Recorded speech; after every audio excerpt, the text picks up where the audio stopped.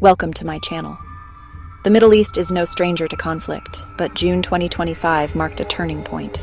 For years, Iran and Israel fought a shadow war, cyber attacks, assassinations, and proxy battles. Suddenly, that covert struggle exploded into open warfare. Two regional powers now face off directly, with global consequences. This isn't just about military strategy, it's about ordinary people caught in the crossfire. Decades of animosity and mistrust have led to this moment. Israel sees Iran's nuclear ambitions as an existential threat. Iran views Israel as a Western outpost. Their rivalry played out in Syria, Lebanon, and at sea, until now. The fragile status quo is shattered. The world has crossed into open, state-on-state war. Behind the headlines are families whose lives have been upended overnight. Air raid sirens, destroyed homes, and overwhelmed hospitals are now daily realities. The true cost of war is measured in these human stories, not just military statistics. To understand this conflict, we must look beyond the battlefield. We'll hear from doctors in bombed hospitals, families seeking shelter, and activists risking everything for peace.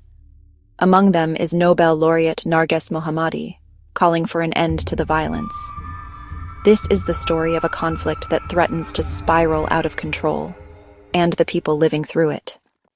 The crisis erupted on June 13, 2025, when Israel launched preemptive airstrikes inside Iran.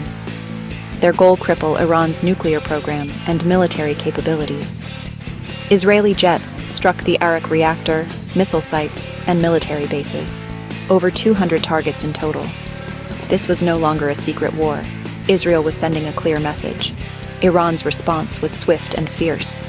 Within hours, Iranian leaders vowed retaliation, and soon, missiles and drones rained down on Israel. For the first time, Iran launched a direct large-scale attack from its own territory. The shadow war was over. Open conflict had begun. The escalation was rapid. June 13th, Israeli strikes. June 14th, Iranian missile launches. June 15th, impacts across Israeli cities. Each side felt compelled to answer the other, fueling a dangerous momentum. Diplomacy had no time to catch up. The region braced for wider war as the world watched in alarm. The cycle of attack and counterattack was set.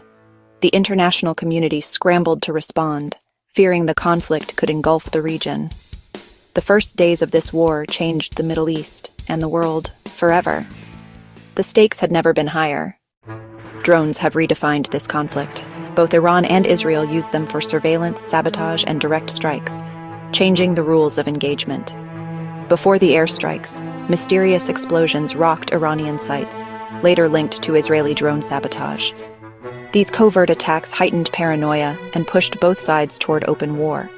When Iran retaliated, swarms of attack drones joined the missile barrage. Suicide drones targeted Israeli cities, aiming to overwhelm air defenses like Iron Dome. Drones blur the line between covert action and open war, making escalation easier and more unpredictable. The skies became a battlefield of algorithms and remote pilots. This technology lowers the threshold for conflict and puts civilians at greater risk. The war is no longer just tanks and jets. It's unmanned, relentless, and harder to control. The prevalence of drones signals a new era of warfare. Civilians are caught in the crossfire of this technological arms race. The future of war has arrived, and it's already here in the Middle East. Iran's response was overwhelming. Hundreds of missiles and drones launched in waves. Targets included military sites, but chaos reigned as missiles struck civilian areas across Israel. Tel Aviv's neighborhoods were hit. A missile struck Soroka Medical Center in the south. Over 240 Israelis were wounded in the initial barrage. The attack shattered any sense of safety, bringing war to Israel's heartland. Hospital staff moved patients underground just in time, saving lives but not preventing injuries. The strike on a medical facility drew international outrage. Israel's air defenses intercepted many projectiles, but the sheer volume overwhelmed the system. Israeli counterstrikes destroyed many Iranian launchers, but the psychological impact lingered. The message was clear: Iran could strike deep inside Israel. The region's strategic balance was forever altered. Nights were filled with sirens and explosions, leaving civilians traumatized. The war's brutality was on full display. The initial assault proved that no place was truly safe. The cost was measured in shattered lives and a new dangerous reality. For Israeli civilians, war became a daily terror. Air raid sirens forced families into shelters, disrupting every aspect of life. Schools closed, businesses shuttered, and public gatherings vanished. The Soroka Medical Center attack turned a place of healing into a war zone. Nurses and doctors worked through chaos, treating the wounded amid shattered glass and debris. Community resilience emerged, but fear and uncertainty dominated. Mental health crises surged as trauma and anxiety spread. Families were separated as reservists were called up. The economy slowed, and daily routines vanished. Neighbors supported each other, but the sense of security was gone. The invisible wounds, panic, stress, and loss ran deep. Every Israeli was touched by the conflict, from city centers to rural towns. The war's true impact was felt in homes, hospitals, and hearts. A nation under siege, resilient but forever changed. Iranian civilians faced devastation as Israeli strikes hit military and nuclear sites. The attacks deepened an existing crisis of economic hardship and political unrest. Mass displacements and infrastructure damage strained an already struggling society. Over 220 deaths were reported, including civilians near targeted facilities. Fear of radiological fallout spread, even as officials denied leaks. Nobel laureate Narges Mohammadi called for a ceasefire, risking her freedom to speak out. The regime used the war to stoke nationalism and suppress dissent. For ordinary Iranians, the conflict meant more hardship, less hope, and no say in their fate. The war's burden fell hardest on those already suffering. Words became weapons as leaders escalated the conflict. Israel's defense minister called for the elimination of Iran's supreme leader, a direct threat, not diplomacy. Iran's leaders responded with vows of severe retaliation, framing the war as a righteous struggle. This rhetoric hardened positions and fueled the violence. Public threats left little room for negotiation or compromise. Each side's language made de-escalation nearly impossible.